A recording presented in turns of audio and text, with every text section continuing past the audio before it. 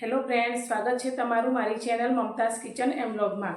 તો તમને મારા વિડીયો પસંદ આવે તો વિડીયોને લાઇક કરજો, શેર કરજો અને હા, ચેનલને સબસ્ક્રાઈબ કરવાનું બિલકુલ ભૂલતા નહીં। તો આજની રેસીપી બનાવવાનું આપણે શરૂ કરીએ।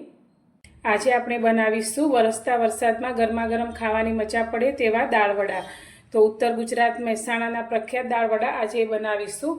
તો દાળ વડા બનાવવા માટે અત્યારે મેં મગની દાળ લીધી છે। તો અત્યારે આપણે ફોતરાવાળી મગની દાળ લીધી છે। તો એક બાઉલની અંદર અત્યારે મેં એક વાટકી મગની દાળ લીધી છે। તે જ વાટકીના માપ પ્રમાણે આપણે બીજી એક વાટકી દાળ લઈ લઈશું। તો આ 2 વાટકી દાળમાંથી તમે 4 વ્યક્તિને સર્વ કરી શકો તેટલા દાળ વડા બનીને તૈયાર થાય છે। હવે આ દાળને આપણે એકવાર પાણીથી સારી રીતે ધોઈ લઈશું। તો તમે ફોતરાવાળી દાળની જગ્યાએ ફોતરા વગરની જે મોગર દાળ આવે છે તેનો ઉપયોગ કરીને પણ દાળ વડા બનાવી શકો છો।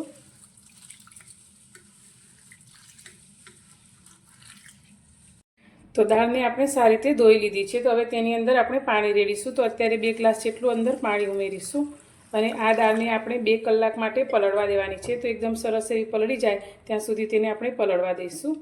તો ઢાંકી અને તેને આપણે મૂકીશું। દાળને પલળવા રાખી આપણને 2 કલાક જેટલો સમય થઈ ગયો છે। તો હવે આપણે દાળને જોઈ લઈશું। તો તમે જોઈ શકો છો એકદમ સરસ દાળ આપણી પલળી ગઈ છે અને આ રીતે પૂરો બાઉલ ભરાઈ ગયો છે, ફૂલી એકદમ સરસ રીતે પલળી ગઈ છે। અને આ રીતે દાણાને આપણે જોઈએ તો એકદમ સરસ રીતે તૂટી જાય છે, તે કે આપણી દાળ પરફેક્ટ પલળી ગઈ છે। તો હવે આ દાળની અંદર પોતરા છે, તો આપણે આ રીતે થોડી દાળને ઘસી લઈશું અને તેમાંથી બને તેટલા પોતરા આપણે કાઢી લઈશું।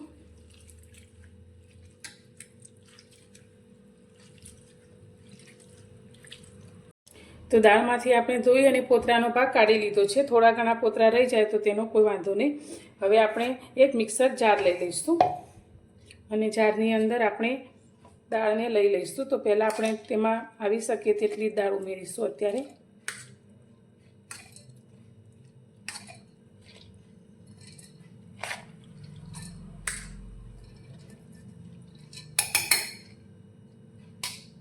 હવે આ દાળની અંદર અત્યારે આપણે 4 લીલા મરચાં લીધા છે, જે મીડિયમ તીખા હોય તેવા। તમે જે રીતે તીખું પસંદ કરતા હોય તે રીતે લીલા મરચાંનો ઉપયોગ કરી શકો છો। આમાં આપણે સૂકા લાલ મરચાંનો ઉપયોગ બિલકુલ નથી કરવાનો, એટલે તમે લીલા મરચાં એ રીતે અંદર લઈ શકો છો। તેની સાથે અત્યારે મેં સૂકા લસણની 8 થી 10 કળી મોટી લીધી છે, તે અંદર લઈશું। તો દાળ વડાની અંદર મેઇન ઇન્ગ્રેડિયન્ટ્સ ગણીએ તો લસણ જ છે। લસણની ફ્લેવરથી દાળ વડા ખૂબ જ ટેસ્ટી લાગે છે। અને તેની સાથે અત્યારે આપણે આખા ધાણા લીધા છે, તે ઉમેરીશું। હવે બિલકુલ પાણી અંદર રેડ્યા વગર આપણે તેને પીસવાનું છે। તો તેને આપણે એકદમ ઝીણું નથી પીસવાનું, પણ થોડું દરદરું રહે તે રીતે મિક્સરને ચાલુ બંધ કરતા જઈ અને પીસી લઈશું।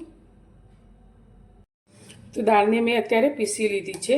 તો પીસીને તમે જોઈ શકો છો આ રીતે આપણે થોડી દરદરી રહે અને દાળનો થોડો દાણો આ રીતે અંદર આખો પણ રહે તે રીતે આપણે તેને પીસવાનું છે।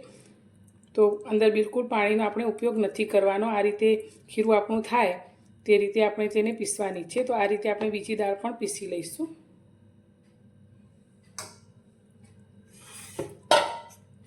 અને મોટા પોળા વાસણમાં પીસેલી દાળને આપણે લઈ લઈશું।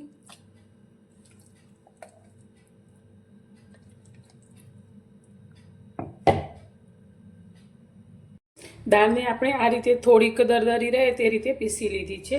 હવે તેની અંદર અત્યારે આપણે સ્વાદ પ્રમાણે મીઠું એડ કરીશું, 1 ચમચી જેટલું। તેની સાથે અત્યારે આપણે થોડી અંદર હિંગ એડ કરીશું અને કાળા મરીનો પાવડર 1 નાની ચમચી જેટલો એડ કરીશું। અંદર આપણે થોડી કોથમીર લઈશું। હવે બધી જ વસ્તુને આપણે હાથથી સારી રીતે મિક્સ કરી અને આ ખીરાને આપણે સારી રીતે હાથથી ફેટવાનું છે। તો લગભગ 4 થી 5 મિનિટ સુધી આપણે આ રીતે એક જ ડાયરેક્શનમાં તેને ફેટતું જવાનું છે। તો અત્યારે આપણે આ જે દાળ વડા બનાવવાના છે તેની અંદર ઈનો કે સોડાનો બિલકુલ ઉપયોગ નથી કરવાનો, છતાં પણ એકદમ પોચા રૂ જેવા અને જાળીદાર બને તેના માટે આ સ્ટેપ કરવો ખૂબ જ જરૂરી છે। તો એક જ ડાયરેક્શનમાં આ રીતે આપણે તેને ફેટતા જઈશું। તો આ રીતે મેં 5 મિનિટ સુધી ખીરાને ફેટી લીધું છે। તો વચ્ચે વચ્ચે હાથને થોડો રોકતા જઈ અને આપણે સારી રીતે આ ખીરાને ફેટી લીધું છે।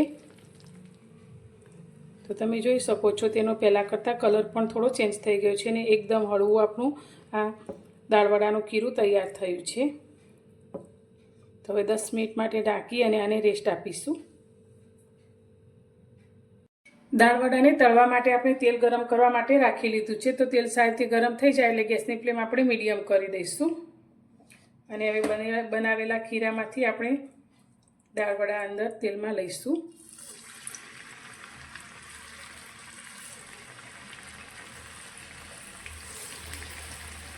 એકવાર જેટલા તેલમાં આવે તે રીતે આપણે અંદર દાળવડા મૂકીશું.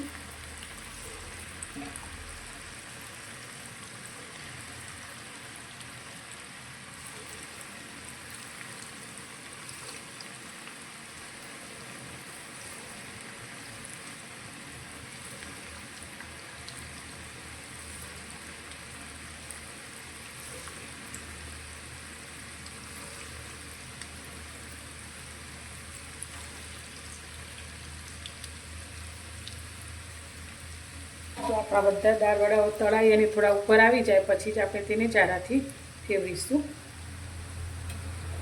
તો આ રીતે તમે જોઈ શકો છો બધા દાળવડા ઉપર આવી ગયા છે. તો હળવાથી આ રીતે તેને ઉપર નીચે ફેરવતા જઈ અને એકદમ સરસ એવા ઉપરથી ક્રિસ્પી થાય અને અંદર સુધી એકદમ સરસ રીતે તળાઈ જાય ત્યાં સુધી તેને તળીશું.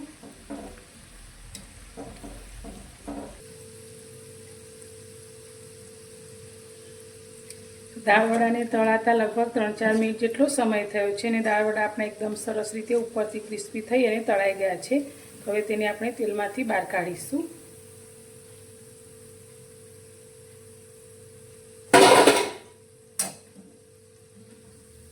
અને આ જ રીતે આપણે બીજા દાળવડા પણ તળી લઈશું.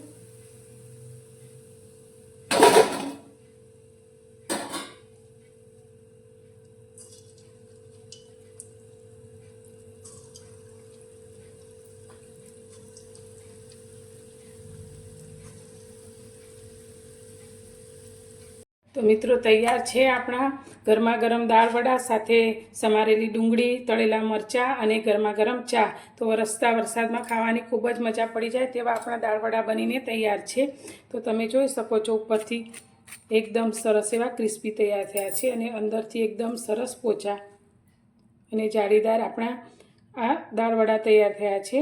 તો વરસાદની ઋતુમાં આ દાળવડા ખાવાની ખૂબ જ મજા પડે છે. તો તમને મારી આજની આ દાળવડા બનાવવાની રેસીપી કેવી લાગી તે મને કોમેન્ટમાં જણાવજો. અને પસંદ આવી હોય તો વિડીયોને લાઇક કરજો, શેર કરજો અને મારી ચેનલ પર નવા છો તો ચેનલને સબસ્ક્રાઈબ કરવાનું બિલકુલ ભૂલતા નહીં.